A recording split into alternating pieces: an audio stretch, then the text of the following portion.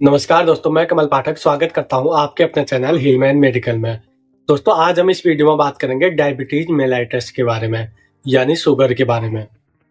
Diabetes एक auto immune disorder है, मतलब कि जब हमारी बॉडी का इम्यून सिस्टम अपने ही बॉडी के सेल या टिश्यू को ये समझकर कि ये बैक्टीरिया या वायरस है करके उस पर हमला करता है, तो उस कंडीशन में कई तरह की बीमारी होती है जिसे ऑटो इम्यून डिसऑर्डर कहते हैं।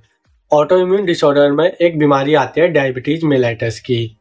आज हम इस वीडियो में डायबिटीज मेलाइटस के बारे में ही बात करेंगे। अब जानते हैं कि डायबिटीज होता क्या है। जब हमारे ब्लड में मौजूद ग्लूकोज का स्तर अनियंत्रित हो जाता है तो उसे हम डायबिटीज कहते हैं।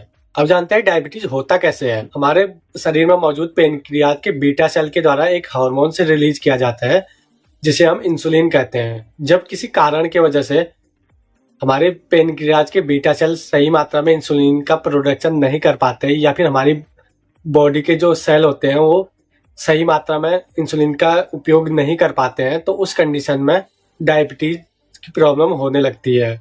उसी को डायबिटीज कहते हैं। जब इंसुलिन की मात्रा बढ़ जाती है तो ग्लूकोज डिक्रीज यानी कम होने लगता है। उस कंडीशन को हाइपोग्लाइसीमिया कहते हैं, यानी नॉर्मल भाषा में बात करें तो उसे हम शुगर का कम होना कहते हैं।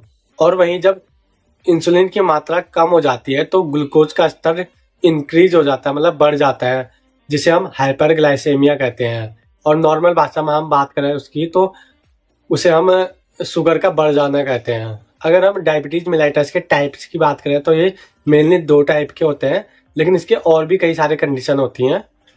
नंबर 1 पे आता है टाइप 1 डायबिटीज, जिसे हम जुवेनाइल ऑनसेट डायबिटीज मेलाइटस कहते हैं। यह इंडिया में लगभग 5% बच्चों में होता है। इसमें क्या होता है कि जो पेनक्रियाज के बीटा सेल होते हैं वो इंसुलिन का प्रोडक्शन बंद कर देते हैं, जिस वजह से ब्लड में ग्लूकोज का स्तर हाई होने लगता है। और दूसरे नंबर पे आता है टाइप 2 डायबिटीज। इसकी 2 कंडीशन है। नंबर 1 पे आता है डिक्रीज इंसुलिन प्रोडक्शन। इस कंडीशन में पेनक्रियाज के बीटा सेल के द्वारा इंसुलिन तो बनाया जाता है लेकिन बहुत कम बनाया जाता है, जिस वजह से धीरे धीरे ब्लड में ग्लूकोज का स्तर हाई होने लगता है। और दूसरे नंबर पे आता है इंसुलिन रेजिस्टेंस। इस कंडीशन में पेनक्रियाज के बीटा सेल के द्वारा इंसुलिन बनना बंद हो जाता है, जिस कारण ब्लड में ग्लूकोज का स्तर हाई होने लगता है। तीसरे नंबर पे आता है गेस्टेशनल डायबिटीज। यह ड्यूरिंग प्रेगनेंसी के टाइम पे होता है और चाइल्ड बर्थ के कुछ टाइम बाद ठीक हो जाता है। इसका ये कारण होता है कि जो प्लेजेंटा होता है उससे कुछ ऐसे हार्मोन से सेपरेट होते हैं जिसकी वजह से मदर के जो सेल होते हैं वो इंसुलिन का सही इस्तेमाल नहीं कर पाते हैं। चौथे नंबर पे आता है अदर कंडीशन, या फिर जिसे हम सेकेंडरी डायबिटीज के नाम से भी जानते हैं। यह तब होता है जब किसी और डिसीज के कारण जो हमारे पेनक्रियाज के बीटा सेल हैं वो इंसुलिन का सही प्रोडक्शन नहीं कर पाते, या फिर हमारे जो सेल होते हैं वो सही इस्तेमाल नहीं कर पाते इंसुलिन का। यह तब होता है जब पेनक्रियाज में इन्फ्लामेशन हो जाती है, या फिर पेनक्रियाज पे इन्फेक्शन हो जाता है, या फिर किसी ऐसी दवा का उपयोग करने से जिससे इंसुलिन के प्रोडक्शन पे असर पड़ता हो, या फिर सर्जरी के द्वारा पेनक्रियाज को रिमूव मतलब निकाल दिया गया हो, तब हो सकता है। अब बात करते हैं डायबिटीज होने के क्या कारण हो सकते हैं। हेरिडिटी, मतलब जैसे हमारे मदर या फादर को डायबिटीज है तो उससे हमें भी मतलब बच्चों को भी होने का खतरा रहता है। और जो व्यक्ति ओवरवेट है उसे होने का खतरा रह सकता है। फिजिकल एक्टिविटी जो ना करता हो उसको होने का खतरा रहता है। जो हाई फैट डाइट लेता हो उसे होने का खतरा रह सकता है। जो हाई अल्कोहल इंटेक करता हो उसको खतरा हो सकता है। जिसका बीपी हाई रहता हो उसको होने का खतरा रहता है। और जिसका कोलेस्ट्रॉल लेवल हाई रहता हो उसको भी हो सकता है। या फिर जो स्वीट डिश मतलब मीठा वगैरह खाता हो तो उसको भी हो सकता है। अब बात करते हैं कि डायबिटीज के साइन और सिम्टम क्या होते हैं। पॉलीयूरिया, बार बार पेशाब लगेगी और यूरिन में ग्लूकोज का लॉस होने लगेगा।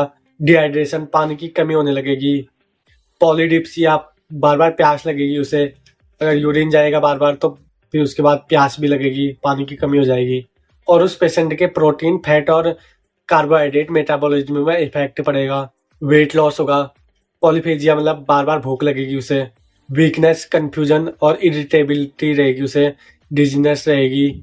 ब्लर विजन रहेगा, आंख की रोशनी कम हो जाएगी उसकी। और जो घाव होते हैं वो जल्दी से हील नहीं होंगे। जैसे नॉर्मल व्यक्ति के 1 से 2 हफ्ते में हील हो जाते हैं घाव, तो उसके कम से कम 1-2 महीना या फिर उससे ज़्यादा भी टाइम लग सकता है। तो दोस्तों, ये डायबिटीज़ के बारे में आपको जानकारी कैसी लगी? अगर जानकारी पसंद आए तो लाइक, शेयर एंड सब्सक्राइब करना। धन्यवाद।